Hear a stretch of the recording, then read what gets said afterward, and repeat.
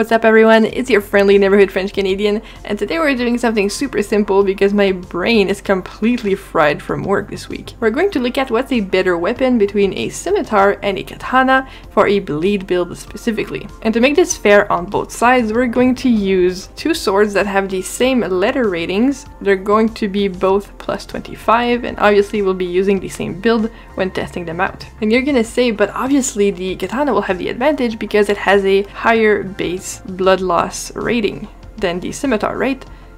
But that's not true, because as you can see, both of them have 115 in blood loss buildup. So it's the exact same number. They both have the same letter rating in the two primary stats we're going to use, so B in Dex and D in Arcane. So this is the stats we're going to use to test this: 80 Dexterity and 80 Arcane. Now if you want to maximize a bleed build, oddly enough you have to choose Occult Affinity and not Bleed Affinity. You'll be doing way more damage if you use Arcane as your primary stat and Dexterity as your secondary stat. And it's the exact opposite if you want to do Blood Affinity instead of Occult.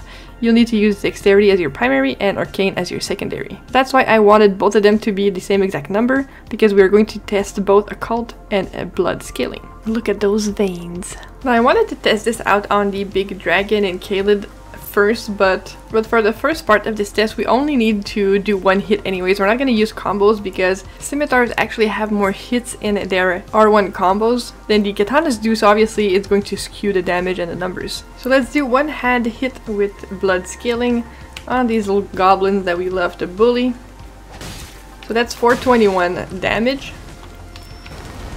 Two hand hits for 48 damage. Now let's try the Bloodblade Ash of War and how much damage it does. If I can hit those little shits. 432 damage. Now let's look at the katana with blood scaling again. One-handed hits.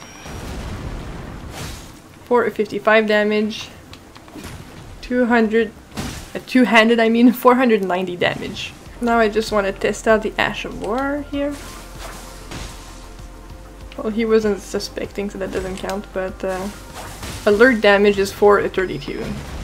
So as you can see, with the first test with blood scaling, obviously the katana has an edge over the scimitar. In my opinion, that won't change if we do occult scaling, but we'll still try it out just to test it because you never know.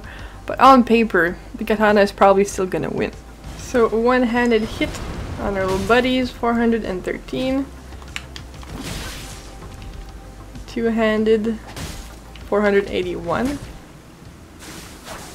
Bloodblade, 464 damage. So for the katana, one-handed hits, 480. Two-handed, 575. So Bloodblade on this little guy, stop running, 464.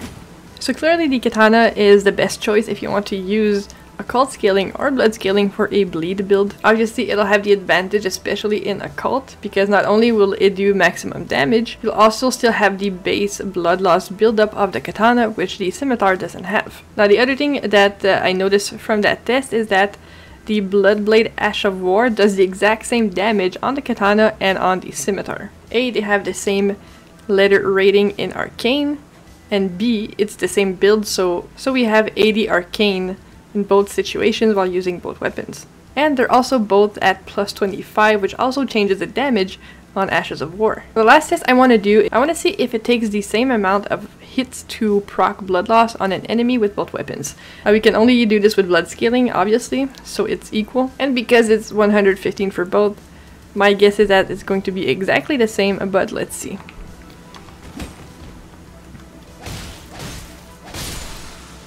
So it took 3 hits with the scimitar,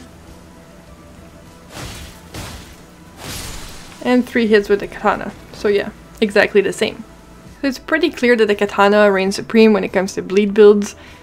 Maybe we can put the katana to the test against other good dexterity weapons. Let me know which one you want me to do next. But numbers don't lie, and katanas are just the best bleed build weapons you could use for maximum amount of damage. So I hope this video was helpful to you. Really quickly, I want to say that one of my best friends started a YouTube channel. She's making guides for the Mass Effect series, and she probably will do guides for more RPGs in the future. So if you're interested into that, I'll leave a link to her channel, and you guys can go check it out if you want. So if you want more Elden Ring videos, there are plenty more on my channel. I hope you have yourself a wonderful day and a wonderful weekend, and I'll see you all very soon.